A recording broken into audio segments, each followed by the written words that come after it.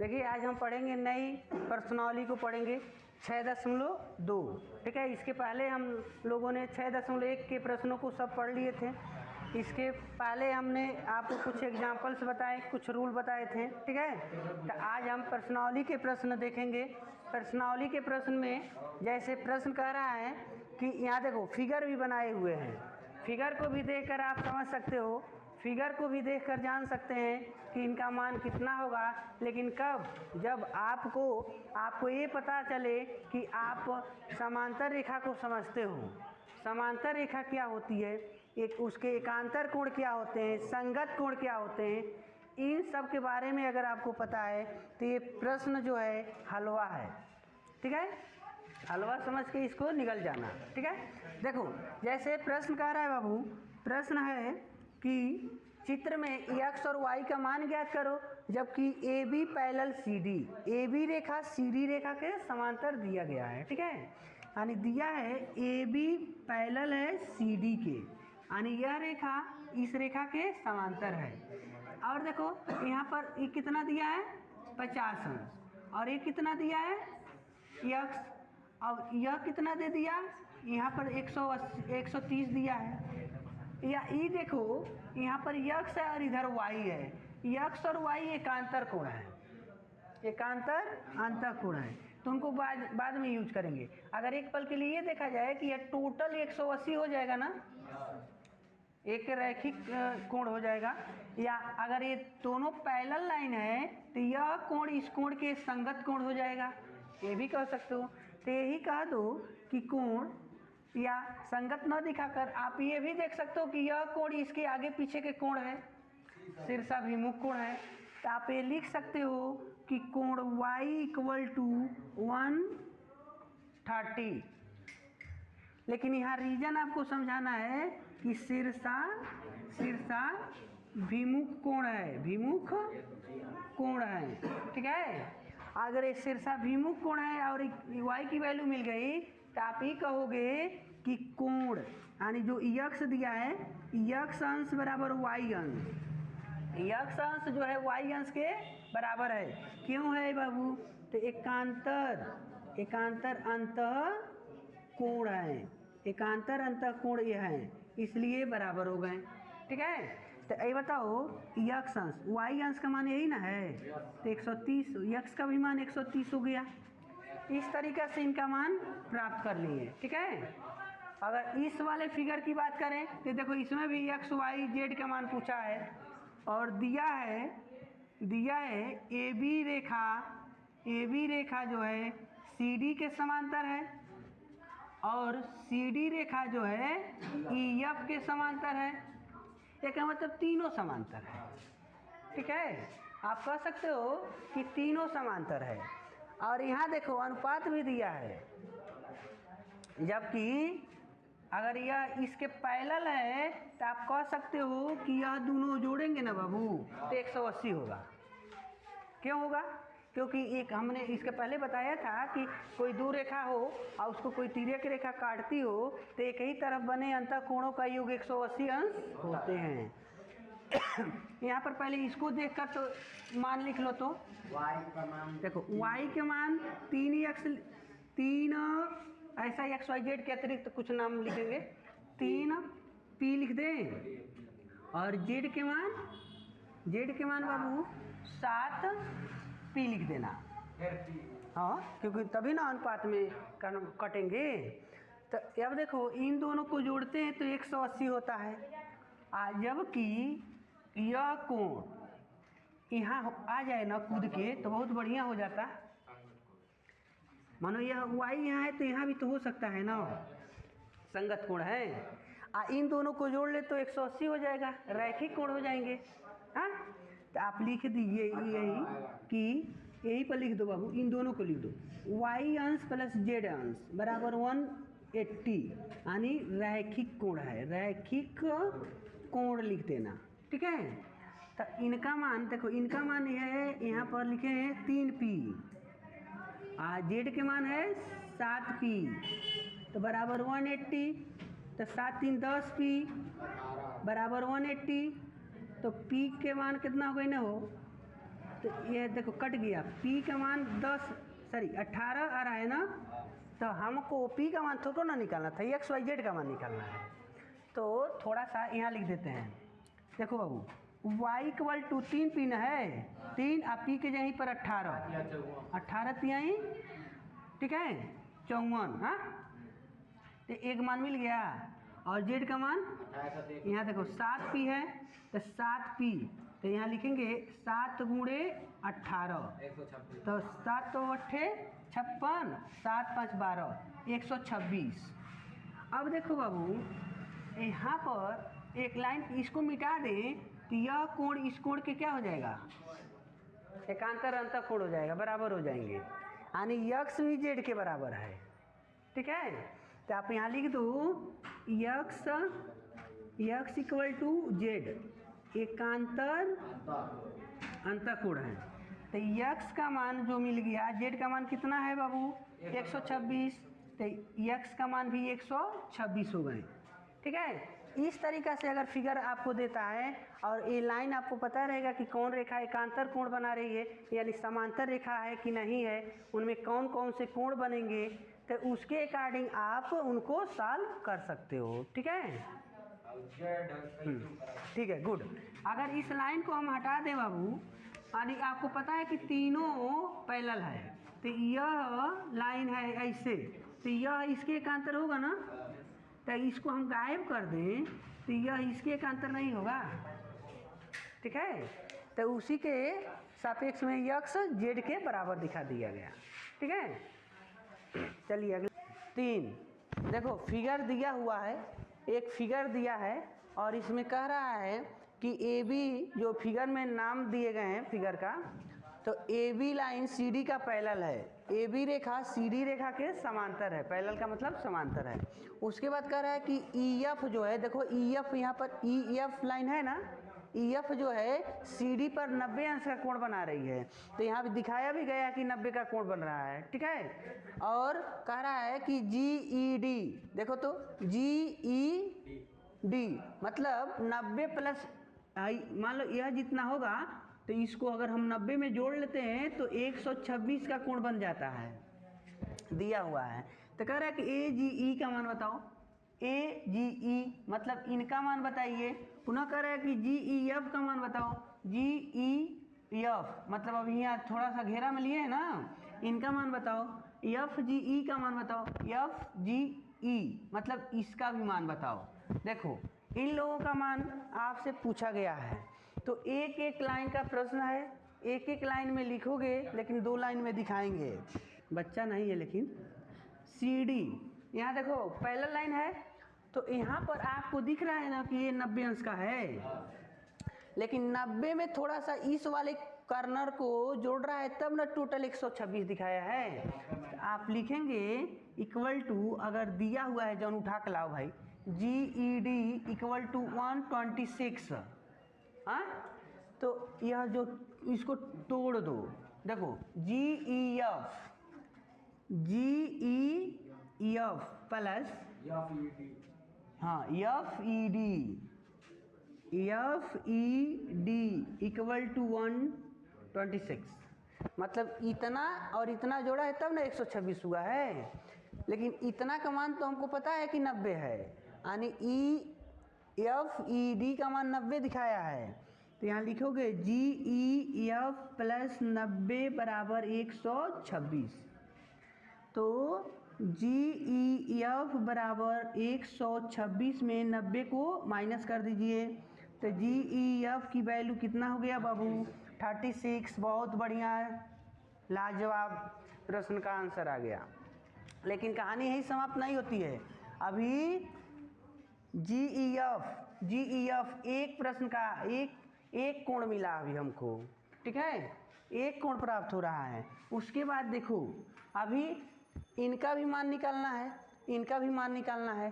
तो अगर आप ये मानते हो कि ये पैरेलल लाइन है, यहाँ लिखो यदि A B parallel C D है ना, अगर इसको हम मिटा दें, ये बताओ एक क्रॉस है ना, तिर्यक रेखा हो गई ना, तो यह कोण बराबर होगा ना,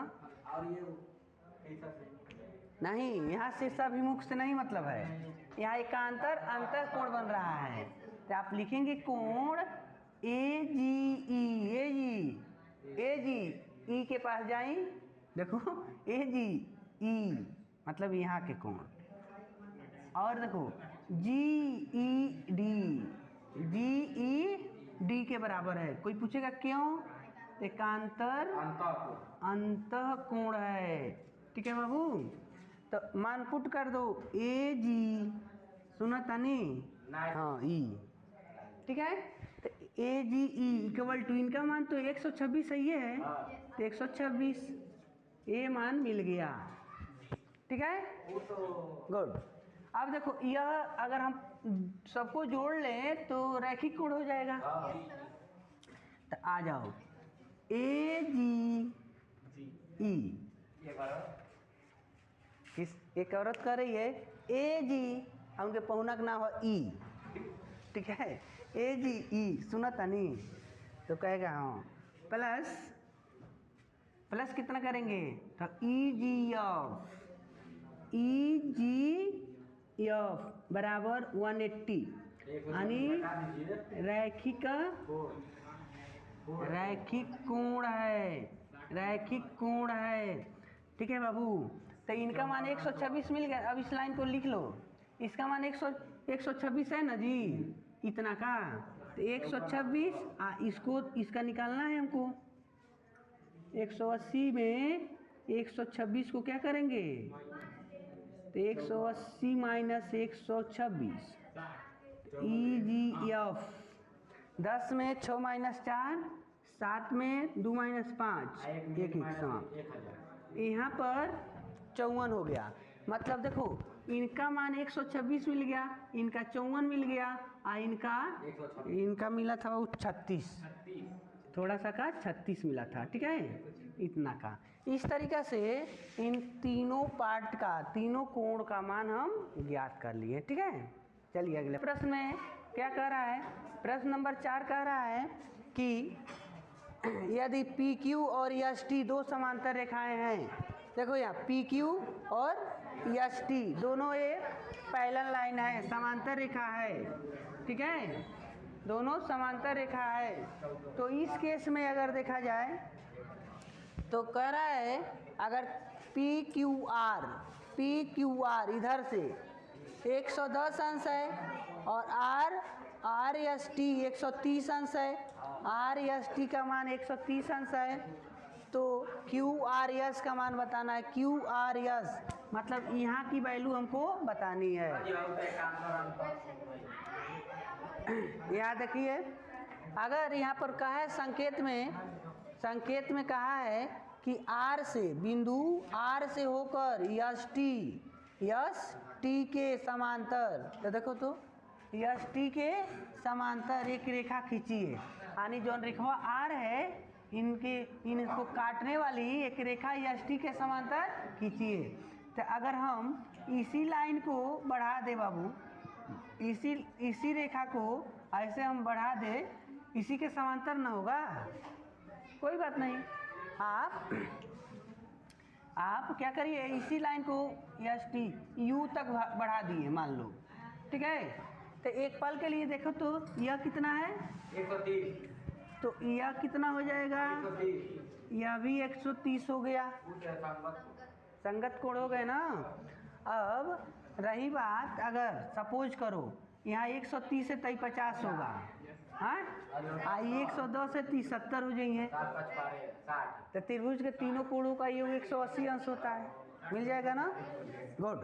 आप देखिए हल, आप लिखेंगे पी क्यू को एस टी के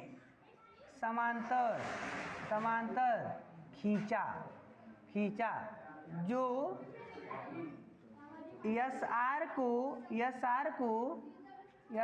को भी पर, ठीक है, भी पर काटती है, दिख रहा है, भी पर काट दी ये लाइन। तो आप कहेंगे कि angle U V R equal to T S भी, TSD कैसन कोण है? संगत कोण है। तो UVR इक्वल टू इनका मान 130 हो गया, तो ये भी 130 हो गया। इसी प्रकार क्या? भी है ना? हाँ, भी लिखे हैं बाबू, यह भी है। अब देखो, अगर हम इनका कोण पता करें VQR इक्वल टू PQR, तो यहाँ भी लिखना है संगत कोण है, ठीक है। तो VQR इक्वल टू इनका मान कितना है? क्या सर जी? अरे यार, ये संगत नहीं, मिस्टेक हो गया, ये संगत नहीं लिखना था, रैखिक लिखना था ना। तो PQR प्लस कोण VQR बराबर 180, यानी यहाँ लिखना है रैखिक कोण है। तो इनका मान 110 है ना, 110 प्लस VQR बराबर 180, तो कोण VQR बराबर 180 माइनस 110, तो VQR बराबर 70।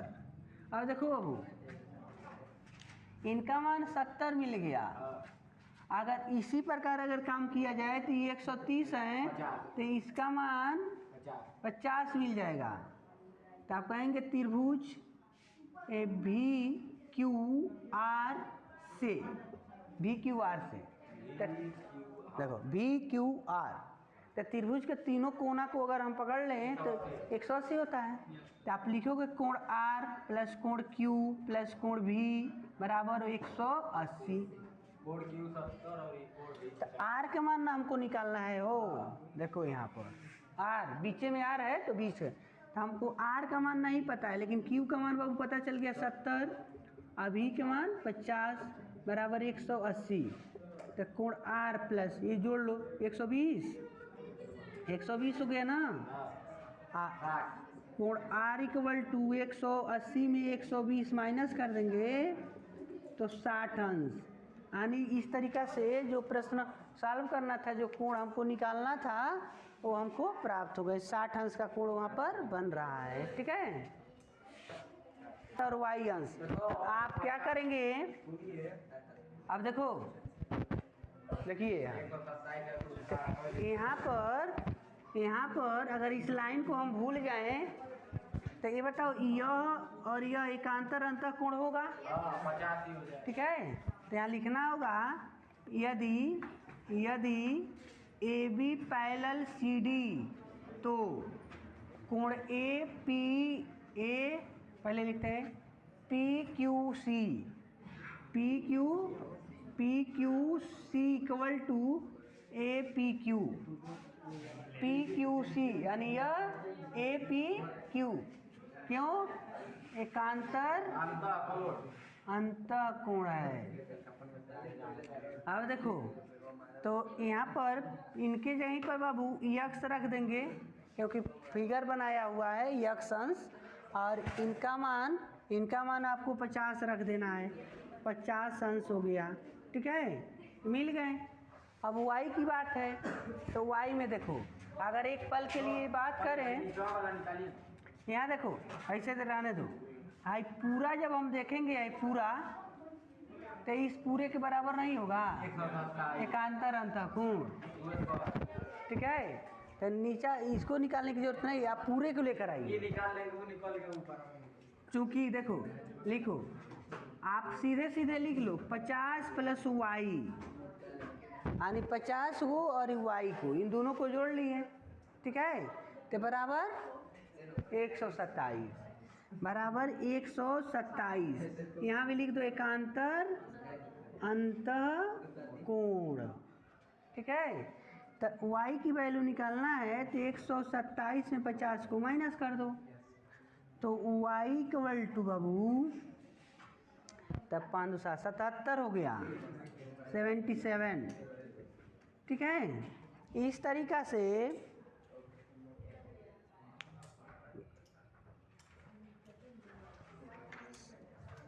ठीक है। हाँ, ये मान मिल गया, ठीक है। आप सॉल्यूशन इस तरीक़े से कर लेंगे, ठीक है। बहुत आसान है।